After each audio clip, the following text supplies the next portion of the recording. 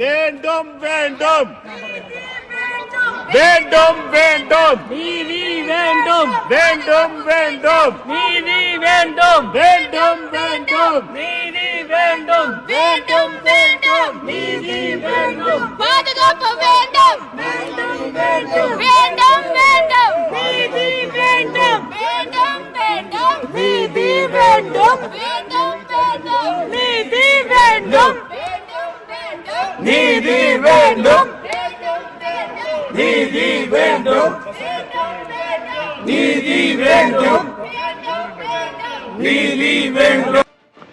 தமிழகத்தைச் சேர்ந்த 7 எம்பிக்கள் உட்பட 15 எம்பிக்கள் இன்று ஒரே நாளில் மக்களவையில் சஸ்பெண்ட் செய்யப்பட்டிருக்கிறார்கள். இதனை எதிர்த்து இப்போது நாம் பார்த்துக் கொண்டிருக்கும் காட்சி மக்களவைக்குள்ளேயே அவர்கள் உள்ளிருப்பு போராட்டத்தில் ஈடுபட்டிருக்கக்கூடிய அந்த காட்சியை தான் பார்த்துக் கொண்டிருக்கிறோம். நாடாளுமன்றத்தில் நேற்று இருவர் உள்ளே நுழைந்து அந்த தாக்குதலில் ஈடுபட்ட சம்பவம் தொடர்பாக நாடாளுமன்றத்தில் விவாதிக்க வலியுறுத்தி இன்று காலையிலிருந்து மக்களவையில் எதிர்க்கட்சி எம்பிக்கள் தொடர்ந்து கோரிக்கை விடுத்தனர். ஆனால் அந்த கோரிக்கை ஏற்கப்படவில்லை.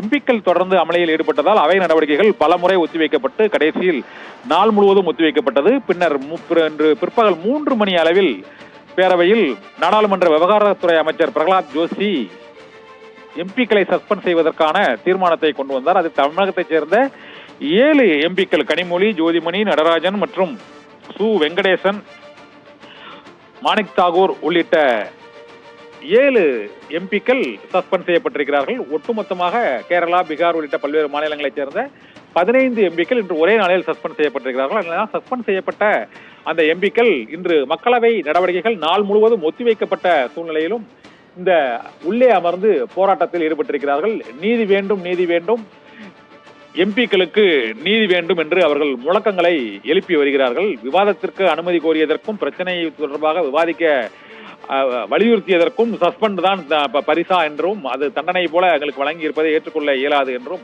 இந்த முழக்கங்களை எழுப்பி சஸ்பெண்ட் நடவடிக்கையை திரும்ப பெற வேண்டும் என்றும் நாடாளுமன்றத்தில் நடைபெற்ற அந்த பாதுகாப்பு குறைபாடு மற்றும் தாக்குதல் சம்பவம் ஆகியவை தொடர்பாக விரிவான விளக்கத்தை மத்திய அரசின் சார்பாக அமைச்சர்களோ அல்லது